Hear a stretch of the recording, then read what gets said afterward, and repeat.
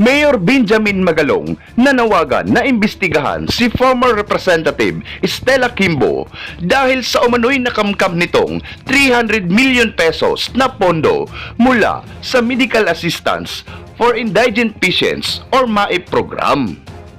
Magugunit ang kabilang si Kimbo sa nabulgar na small committee na mga magnanakaw sa House of Representatives kaya di nakapagtatakang makakakuha ito ng malaking pondo mula sa budget insertions. Pero bago ang lahat, mag-subscribe na sa aking YouTube channel at i-click na rin ang notification bell para updated ka sa mga bagong balita sa ating bansa. Ayon nga sa balita, Marikina Representative Stella Kimbo, Senior Vice Chairperson of the House Appropriations Panel, presided over the budget hearing for OBP's proposed 2.37 billion allocations for fiscal year 2025. Baguio City Mayor Benjamin Magalong believes the Independent Commission for Infrastructure should investigate for the Marikina City 2nd District Representative Stella Kimbo, whom he claimed received 300 million pesos in allocation for the Medical Assistance for Indigent Patients or MAIP program under the Department of Health. I was actually surprised because I saw a document from the DOH about the MAIP funds. The medical assistance to indigent patients, shouldn't that always be an equitable distribution? Surprisingly, 300 million was allocated to her. That's how powerful they are, Mayor Magalong said. Magalong served briefly as an ICI consultant. Kimbo, meanwhile, served as Vice Chairperson and later Chairperson of the House Committee on Appropriations in the 19th Congress. Nabotas Representative Toby Tiangco earlier identified Kimbo as one of the members of the small committee where some of the insertions in 2025 national budget allegedly took place.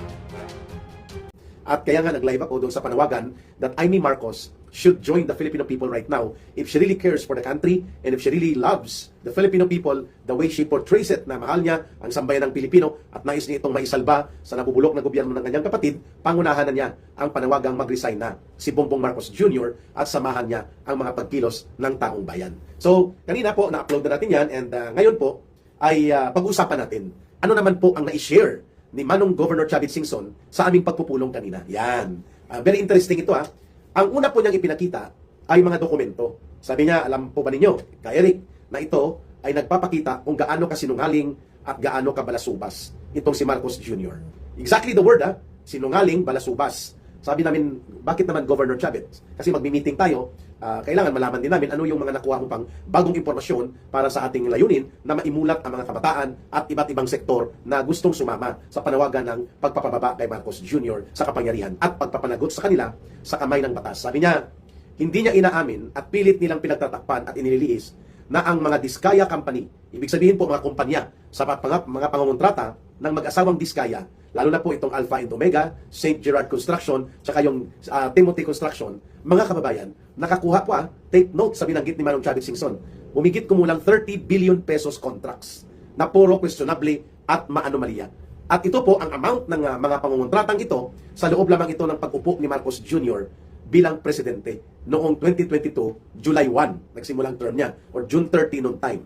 So sa loob lamang ng halos 3 taon na naging presidente si Marcos, nakakuha po ng mahigit or humigit kumulang 30 billion pesos na mga anomalous contracts, allegedly, ang Diskaya companies. At ito po ay umaabot sa mga 81 or something 81 or 83 projects all over Ilocos Norte. At kapag sinabi po natin Ilocos Norte, sino ba ang nandyan? Sino ba, asan ba nanggaling ang mga pamilya Marcoses? At malinaw na ang congressman dyan sa Ilocos Norte, si Sandro Marcos, at anak yan ni Marcos Jr., kung saan tumutugma ito sa naunang revelations na ginawa ni Governor Chavit Singson doon po sa kanyang pahayag sa publiko sa Club Filipino sa San Juan City na sinabi niya may mga anomaliyang kontrata ang mga Marcoses, lalo na ang anak ni Marcos Jr., siyempre kasabwat si Bongbong Marcos Jr. at ang asawa nito na si Lisa Araneta Marcos, nagkakahalaga sa 1.7 billion pesos flood control projects na inanod at nawala na parang bula. Subalit, pinuntuhan, binayaran ng gobyerno ni Marcos 1.7 billion pesos, 5 flood control projects na under sa office ni Congressman Sandro Marcos, at lahat ng ito na wash out lamang. Ang kontraktor, Diskaya Construction Groups, St. Timothy, St. Gerard, at yung isa Alpha and Omega. Ngayon, hindi po ito masyadong naidiin o naibigyan ng emphasis even sa ICI, no, sa so-called independent investigative body na binuo ni Marcos, ay hindi po na-mention ito na mayroon palang mga anomalya at mga dinambong na mga proyekto na involved allegedly ang anak ni Marcos Jr. na si Sandro Marcos. And hindi lang pala yun, mga kababayan. Kaninang umaga, during the meeting with Governor Manong Chavit Singson, binanggit niya na mayroong mga almost or around 30 billion pesos worth of infrastructure projects na bat-bat sa anomalya at dapat maimbestigahan sa Ilocos Norte na ang kontraktor, mga kumpanya po ni Diskaya, ng mga Diskaya. At ito mismo ay binanggit ng pinsan nila Marcos Jr. na dating mayor ng Lawag na pinakontrahan nila upang matalo. At ito po si Mike Kion or si Michael Kion ang nagsabi na pati ang nakaupong mayor sa Lawag ngayon konektado din dito sa mga projects na ito, at ito ay inilagay bilang dami ni Marcos mismo at nila Lisa dyan sa Lawag City. Lawag City. Okay, kasi ang Vigan, Ilocos Sur, ang Lawag, Ilocos Norte. So, nakakabahala po that there are serious information na hawak ngayon ni Governor Chavit Singson, subalit pilit na pinagtatakpan na ang Ilocos Norte ay top 3 pala sa may pinakamaraming anomalya at dinambong at kinurakot ng mga infrastructure projects, especially pertaining to flood control projects. Yun ang sinabi ko, 5 flood control projects sa Ilocos Norte under kay Congressman Sandro Marcos. 1.7 billion pesos ang cumulated amount of the budget at na-release at nabayaran na ang kontraktor mga Diskaya, wala pang isang taon, ubus na. 8 wash out, mga kababayan, flood control projects. At kung pagbabatayan ang sinasabi ng mga nakakaalam mismo ng mga kontraktor and even the Diskaya na hindi pa po bumababa ang SARO o itong Notice of Cash Allocation galing sa Department of Budget and Management, wala pang bidding, pero nakalagay na sa iyo na yan, mag-forward ka na kaagad ng 25% or even 30%. Yan po ang minimum. So kung ang pinag-uusapan ay 1.7 billion, ang mga proyekto na anomalya na walop na wash out lamang sa flood control project sa Ilocos Norte under sa office ni Congressman Sandro Marcos, at ang itinuturo ay mga Diskaya, at ayon sa ledger and logbook as per joint affidavit ng mag-asawang ito sa Senate Blue Ribbon Committee, between 25 to 30% ang bigayan, hindi pa bumababa ang pundo mula sa DBM, kinukuha na ito. Magkano pong 25%? Pagpalagay natin, minimum yan. Hindi po bababa sa 300 million pesos. Wow! Tiba, magkano ang kay Paps? Magkano ang kay Mams?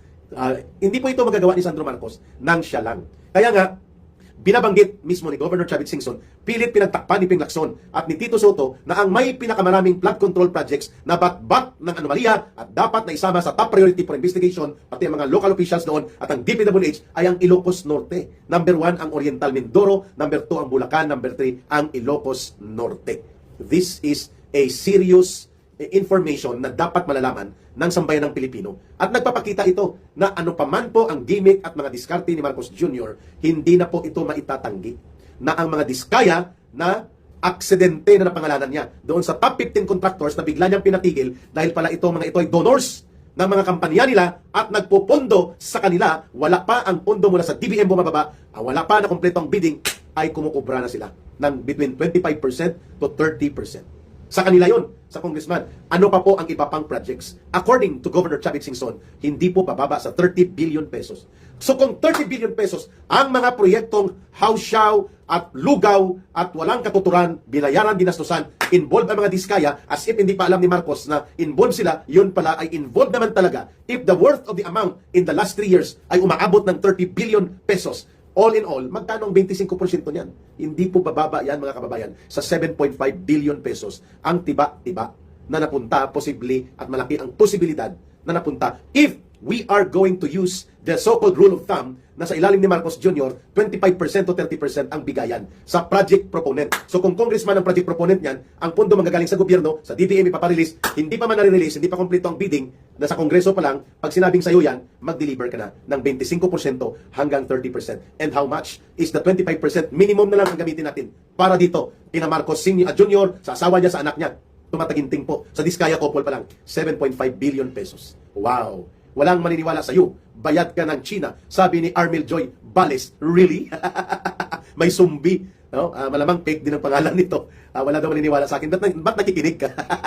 Ba't nandyan ka? Ba't namumula mata mo? Ano tinira mo? Wow! Grabe! Okay, pila ka lang. At dumadami ang trolls nila na binabayaran. No? Kasi apektado. Namumula daw ang mata ko. Hindi mo ba alam na natural yan? Mag-hair follicle kaya si boss mo, Marcos. Walang maniniwala sa'yo. Natawa tuloy ako. Binira siya ni Allen Beldizon. Mga troll po yan. Kaso lang, pag pinatulan mo, mawala ka sa focus. Hayaan po natin yan. Pina-flood nila because they want to sabotage us. Ang mga troll walang utak, pero binabayaran para magsabotahe. That's the only purpose that they are there. So, ibig sabihin na nakikinig sila, sumbi. Okay.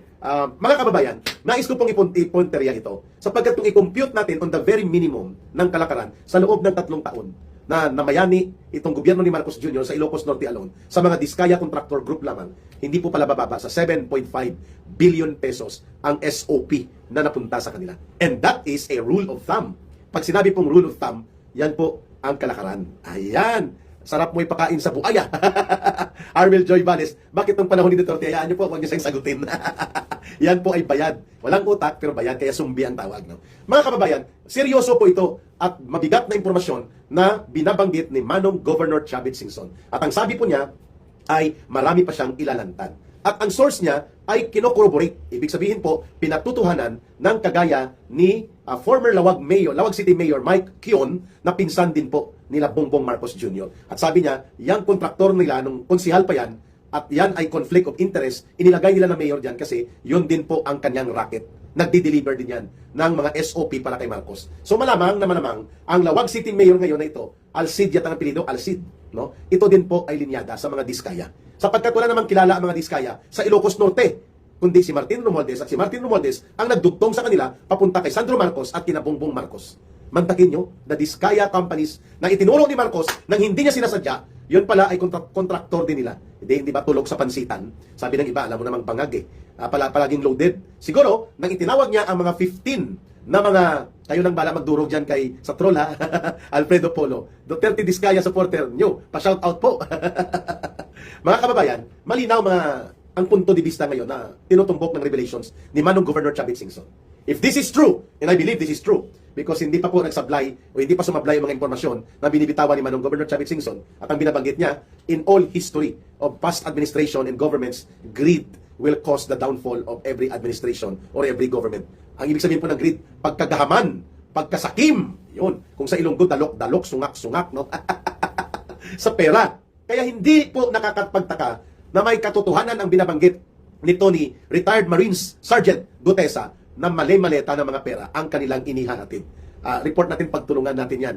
Kaya nga itong challenge ngayon sa ICI at sa Senate Blue Ribbon Committee, kung kayo ay talagang para sa katotohanan at wala kayong kinikilingan at kayo ay lantad at hayag sa inyong mga layunin at ginagawa, subukan yung ipatawag at imbestigahan openly ang mga taga-DPWH sa Ilocos Norte, ang mga involved sa proyekto ni Sandro Marcos, ni Bongbong Marcos, at pati itong si former Lawag City Mayor Mike Kion, at pati si Governor Chavit Singson, upang mapakinggan at mailantad kung gaano nangyari na hindi lang pala ang mga grupo ni Saldico at nila Martin Romualdez ang talagang tumiba-tiba dito sa grabing pandarambong na nagaganap kay Marcos Jr. Alam ba ito ni Amy Marcos ang ginagawa ng kapatid niya? Of course. Pati po ang pagdudurog sa droga? Of course. Kaya nga ito na ngayon ang challenge kay Amy Marcos. Para hindi ka po mapagkamalan na ikaw ay dumidiskarte at nagpapasakay lamang. And if you want to prove your sincerity and the seriousness of your commitment na tulungan mong taong bayan na makahulagpos sa karumal-dumal na pandarambong at pangungurakot na ginagawa ng iyong kapatid at ng iyong pinsan at naging sistema ng buong gobyerno sa ilalim nila, then reveal everything. And stand with the Filipino people to call on the resignation of your brother.